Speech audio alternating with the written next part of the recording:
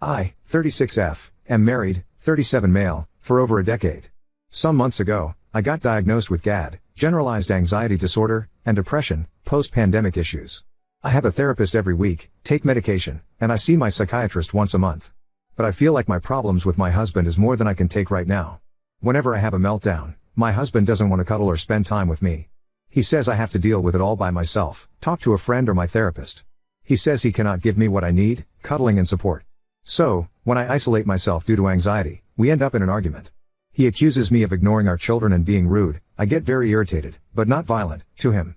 If I decide to hang out with friends, socialization is what I truly need. He gets jealous and accuses me of looking for another man. In any of those situations he keeps arguing with me until I reach my breaking point. I end up in an anxiety attack, and need to take a sedative. When I tell him I cannot live like that, he says we need to get a divorce, because he is my trigger. I tried to explain that I have many triggers right now, due to my mental illness. I don't blame him. My problem is how he handles it. That whenever I have a problem, he runs away or transforms it into a problem about himself. He constantly says that he's not an empathetic person and doesn't know how to handle that. However, when I come to my breaking point, he says he loves me, take care of me and hug me until I fall asleep. The next day he says he wants to be with me forever. I told him I feel abandoned by him, and unloved. I truly feel that he wants a divorce, but he is waiting for me to make the decision. I feel quite blind in this situation. I truly don't know what to do. I have little energy, and I wish I could focus it on getting better, especially for my kids. I can't use it to help my relationship right now. But I don't know what I should do to make him understand that. I really don't know how I can solve this problem without messing with my treatment. Any advice will be very welcomed. Thanks for reading it. So, as I posted before, I'm going through a lot at home. I've anxiety and my husband doesn't know how to cope with it. Now, I believe he simply doesn't want to cope. We visited my doctor together, so he could understand a little bit about the situation, generalized anxiety disorder and depression. Terrible idea. He criticized me all the time, blamed me for not getting better, and at the end said he didn't believe we could work out anymore. Yes, he said that to my doctor who was trying to make him understand how GAD and depression are affecting me. At the end, I was crying and he was angry at me and at the doctor. He insisted I took him to a couples therapy without his consent. The next day I asked him the question I posted. When he couldn't answer if he still loved me, I removed my wedding ring and said we were done. I couldn't be with someone who couldn't answer this simple question. More than a decade together and that's how he answered me. He apologized, cried and said he doesn't love me anymore. My anxiety has destroyed his feelings for me. I'm heartbroken, but relieved, because I couldn't spend my energy on this relationship, when clearly I was the only one fighting for it. At least now, I know it's over. However, I feel lonely, since I will have to fight this mental disorder all by myself, family lives far away. I must get better for my children and I cannot move out right now, nor him. We will have 2 different bedrooms, while sharing the house. We will also talk to a mediator, in order to organize the separation while I'm fighting against GAD and depression. I hope it's gonna help. We have the kids and they don't know yet how to tell them. I feel like I failed this family. And I'm afraid I will end up getting worse. Tell me, how did you cope with all of this, if you went through similar situation in your past? Update 1. I cannot thank you guys enough. I just want to make an update and also vent a little bit. So, after the decision to get separated, things got better at home. I believe that a weight has been removed from our shoulders, so we had almost no arguments. We were being kind to one another and my anxiety got better, as well as my depression. Things were so good that we made the mistake of sleeping together. That gave me lots of hope. Maybe we would find our way back together. After that, we talked. I told him we could not repeat that.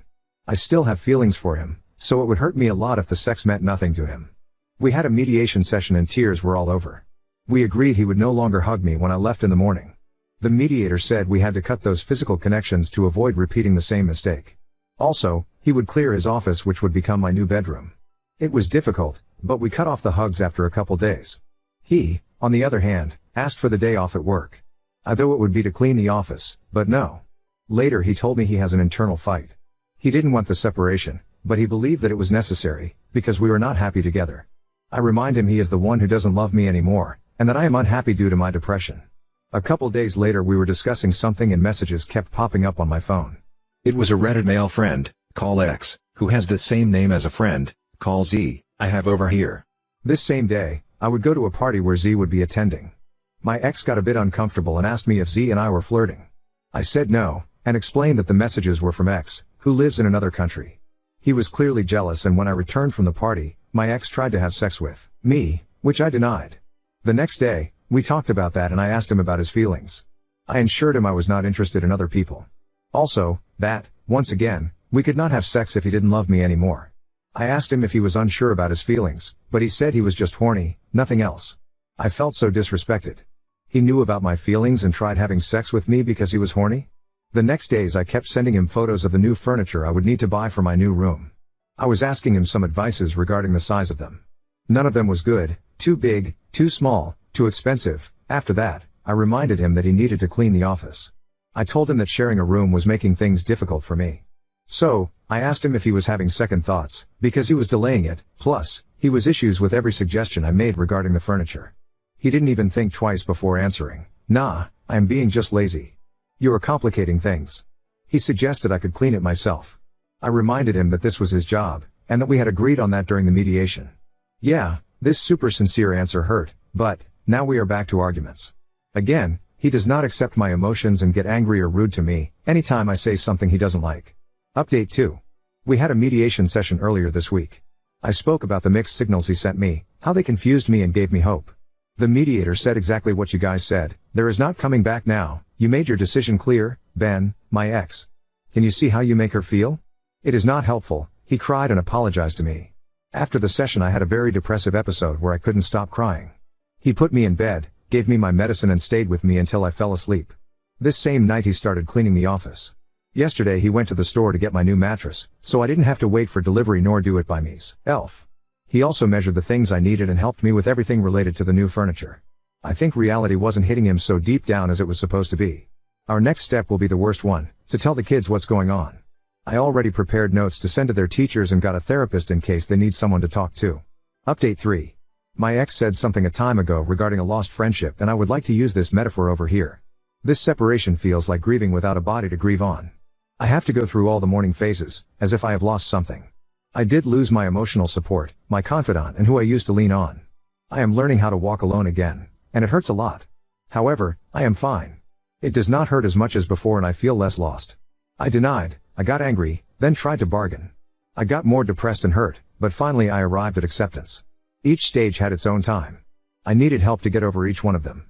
I am not ready to date anyone, but I am having a blast getting to know new people. My ex, on the other hand, is having a hard time. He cried a lot last week, got angry, tried to annul the separation and get back together. He asked me to change my passwords, so he would not give in to the desperation to check my phone. I tried to help him, because I am like that. I love him, he is part of my life and my kid's dad. I cannot leave him suffering. So I offered him some help, some support. But also, I respected my limits, my boundaries and I didn't betray my process. I didn't let him kiss me, but I gave him a hug when he needed. I was able to separate each feeling, because I was being his friend, not his wife anymore. And I was able to do that without jeopardizing my progress of acceptance. Now I sleep better, I can concentrate on my job, tell friends about my separation and feel that my anxiety and depression are getting better. I am helping him as much as I can, but I accept that the separation is necessary at the moment. I accept that we might get back together in the future, or not. I am not anxious about it right now. I am accepting the present and the past, and hoping for a better future. And for the first time, in months, I told my therapist that in a couple months I might be able to reduce the dose of my medication. Update 4. So, I went to a birthday party with some friends and I met someone, let's call him Nate. He is very nice, has a beautiful smile, and is also divorced. His ex told him she didn't love him anymore and asked for the divorce. Oh. But there is a problem, he used to be my ex's co-worker. So, during the party, he and I talked a lot, due to so much in common. My friend reminded me we were both single and we were definitely enjoying each other's company. The party was amazing and I was drinking a lot, so I decided I would stay for the night in my friend's house. I was sitting on the floor when Nate came to sit close to me with a gorgeous smile. I felt like 1,000 butterflies were in my stomach. We were laughing, talking and he was sitting very, very close to me. Suddenly he tried to kiss me, but I said no. I totally freaked out. I invited him outside so we could talk away from people. I said I thought that being with him would be a bad idea, due to my ex, Ben, knowing him. When his ex asked for the divorce, he was very sad and told my ex about it. They were not friends, but they could have been. Nate told me he was really into me, complimented my beauty and my smile, and held my hand.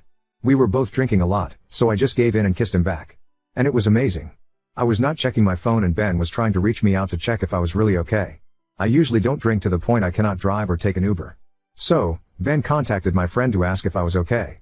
So, my friend texted me to let me know what was going on, since she knew I was with Nate. She told Ben I was with her, sleeping. When I came home in the morning he started asking me questions, where I was, who I was with. I told him I didn't have to answer him, it was my privacy.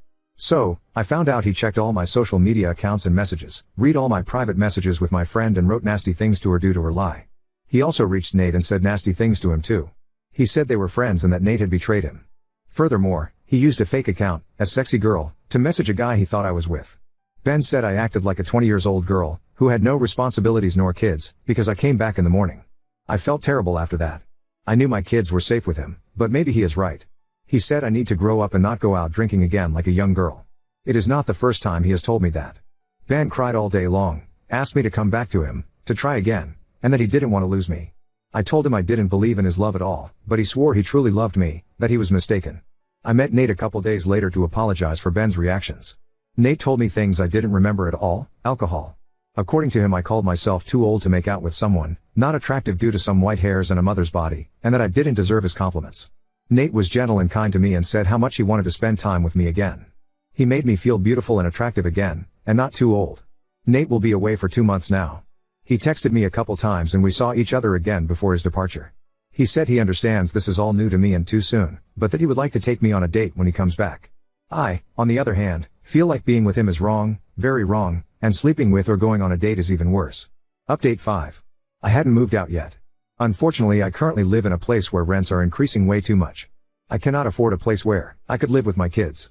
But since we have a counselor, we are setting some strong boundaries.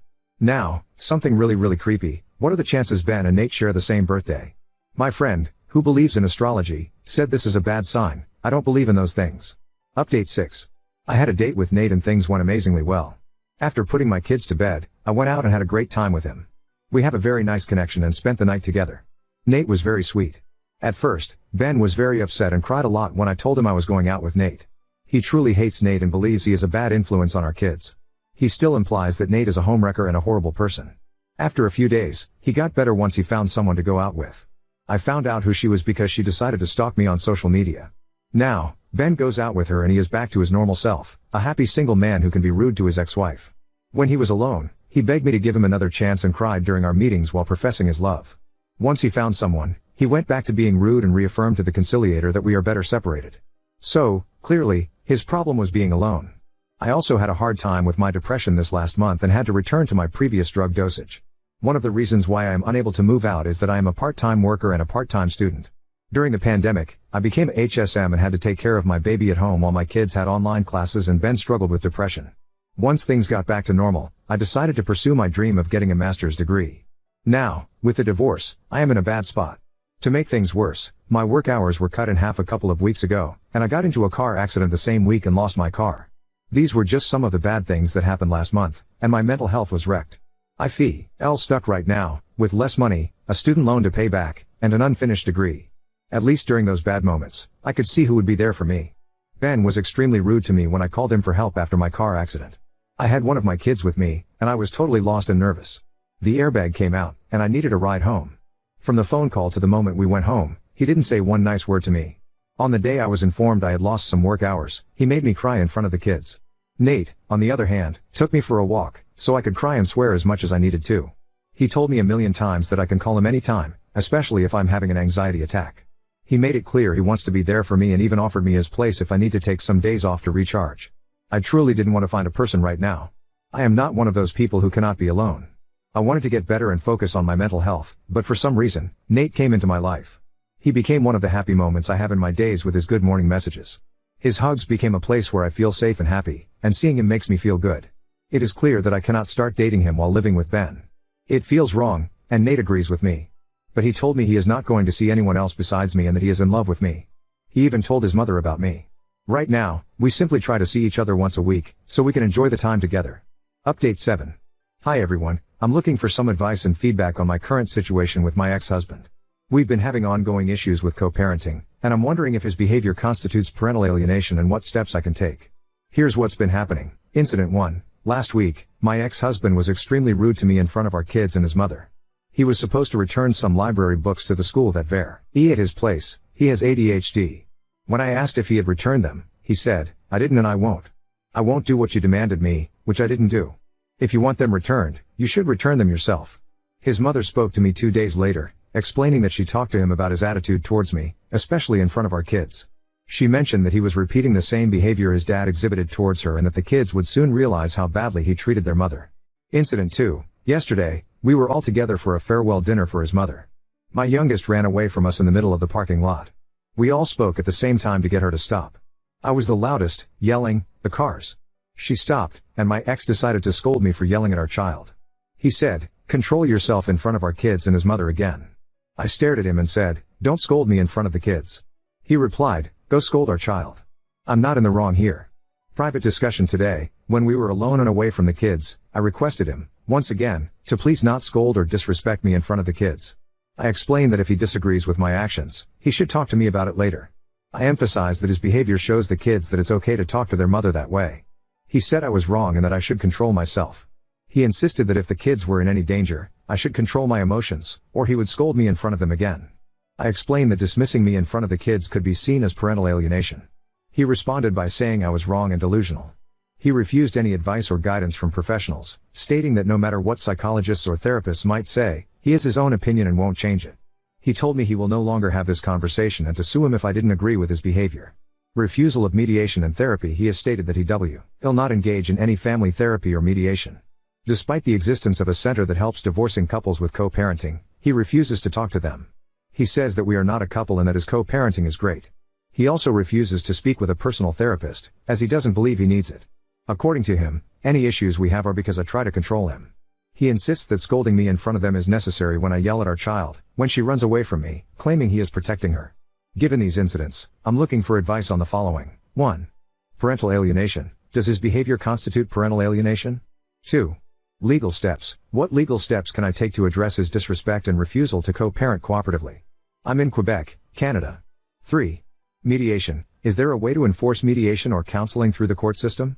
Any advice or shared experiences would be greatly appreciated. Now on to second story. Discovered my manager is having an affair with my engaged colleague. I wrestle with revealing the truth as their wedding nears. I have 2 colleagues who are about to get married to each other. Let us call them Joe and Kate. Unfortunately, I know for a fact that Kate is having sex with Peter, who is my direct manager. It's an open secret in the office that Peter and Kate often go on work trips together, and everyone knows it except Joe. This isn't speculation, because about a month ago, Peter and Kate were gone but there was a deadline to meet. So Peter joined one of our meetings via video, and we saw Kate try to sneak behind, undressed. Fortunately, Joe wasn't in the meeting, different team. I am wondering what exactly I should do here? Morally I am against cheating, but also, and I can't stress this enough, I just don't want to deal with the mess of it all. However, the wedding is approaching and I have received an invite. I can't in good conscience go to this wedding when I not what I know. I feel a moral compulsion to tell Joe, but is it even my business? Should I even get involved?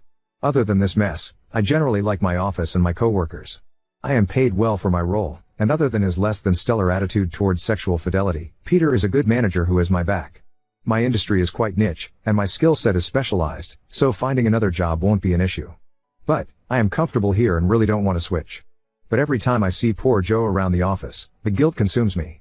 I am so anxious about this, that my appetite has reduced and my husband and I have seriously started looking for a therapist for me to help me deal.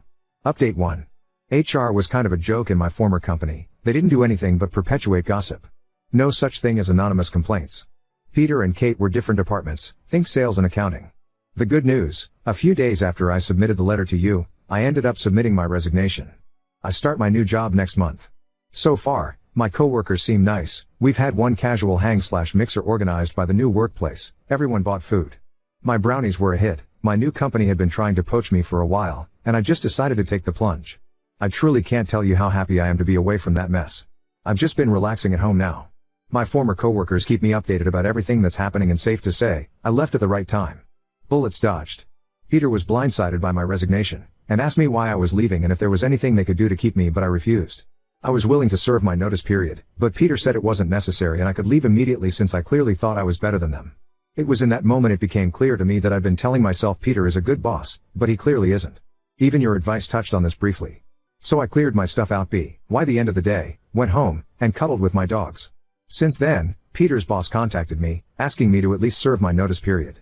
I only responded by sharing Peter's last email to me, where he threatened to have me escorted off company property if I wasn't gone by the end of the day. The grand boss proceeded to call me to convince me to come back. In a rare moment of wanting to be confrontational, I told him I wouldn't feel comfortable coming back because of many reasons, not just Peter's rudeness. I told him all about Peter and Kate. I told him my former company simply didn't have adequate safeguards, so even if I wanted to report this nonsense I couldn't without being afraid of retaliation. My former grandboss clearly wasn't ready for my verbal diarrhea. Said he would call me back, but it has been blessed silence since. On to the actual update, aka what is going on with Peter, Joe, and Kate. The day after I left, Peter and Kate left for another business trip. However, when Kate returned home she realized their house was empty. Completely bare. It would seem Joe had been aware of the affair for a while, and instead of confronting Kate or Peter he'd been lining his ducks in row so he could just up and disappear. He resigned by email, no mention of a notice period. No one knows where he is, or what he is doing. Kate apparently tried to file a missing persons, but Joe had already informed the police he wasn't a missing person. At the same time as Kate came home and realized Joe was gone, his entire family also blocked all forms of communication with her. She tried to show up at Joe's parents' house, only for his parents to claim they don't know her, they never knew her, and if she didn't get off their property they'd call the police. I know all this from my coworkers, who know all this from Kate because she can't stop talking about it at work. She doesn't know why Joe would have done this. Few days after that, she also dumped Peter in a rather public, unhinged way, saying that he hypnotized her, and her life was falling apart because of him. But apparently it didn't stick for long because the next day they were having loud and violent sex in Peter's office during lunch hours. There are rumors circulating that both Peter and Kate are about to be fired. Not sure why they haven't been fired already.